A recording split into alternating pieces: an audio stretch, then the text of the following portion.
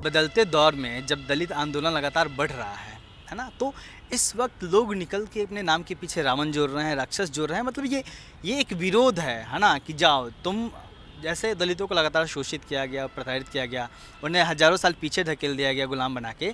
तो उस गुलामी से जो लोग निकल के आए, जिन्होंने संविधान को समझा, बाबा साहब को समझा, वो लोग अब विद्रोह पे इतने उतर के आ गए हैं कि वो अब खुली चुनौती दे रहे हैं। तो मुझे लगता है कि ये नाम एक तरीके से चुनौती देने के लिए भी आप लोगों ने रखी है। आपने क्यों अपने नाम के पीछे राक्षस जोड़ा? पहले तो आपको बहुत बहुत धन्यवाद।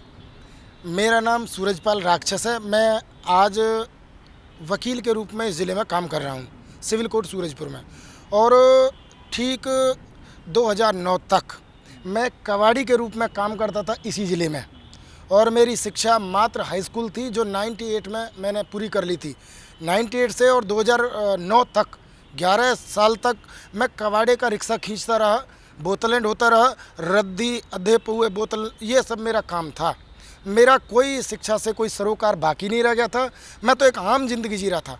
लेकिन 2009 में रमेश गौतम जी जब भीम ज्ञान चर्चा के माध्यम से मेरे पास वो मैसेज लेकर के आए, तो मुझे लगा कि मुझे पढ़ना चाहिए, मुझे जानना चाहिए। उन्होंने बाबा साहब के जीवन से जुड़ी एक छोटी सी किताब मुझे दी, वो मैंने पढ़ी। फिर उन्होंने कुछ किताबें और दी, मैंने वो पढ़ी। और वो चिंगारी ने मेरे को 12th कराया, ग्रेजुएशन कराया, लॉ कराया। आज मैं मास्टर, मैंने पॉलिटिक्स में, पोल साइंस में मैंने मास्टर की हुई है। हमारी लड़ाई हमारी कल्चर को रीस्टैब्लिश करने की है, उस कल्चर को जिसका नाम इंडियन कल्चर है, भारतीय संस्कृति है।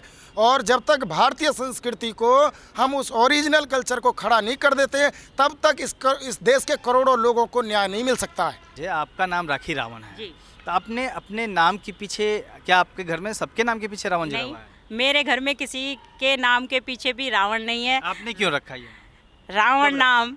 जब मैं भीम मिशन में आई तो गुरुजी रमेश जी बराबर में खड़े हैं, उन्होंने मिशन में आने से पहले ही मुझे रावण नाम दिया और मैंने खुशी खुशी स्वीकार किया। स्वीकार इसलिए किया क्योंकि रावण बौद्ध राजा था, विद्वानों का भी विद्वान था, दानवीर था, भगवान बुद्ध के धर्म का पूरी तरह से पालन करता था। लेकिन हिंदूवादियों ने उन्हें राक्षस बना के उन्हें जलाना शुरू कर दिया है। हम समाज के बीच जाके अपने राजा की सच्चाई बताते हैं। तो आप जब भी लोगों के बीच में जाती हैं, आप यही नाम बताती हैं? यही नाम बताते तो जब महिलाओं के बीच में आप जाती होंगी, मैंने ऐसे कॉमनली कहीं जाना हो, तो फिर जब आप ये नाम बताती हैं तो क्या एक लोग तो देखते होंगे, यार ये कैसा?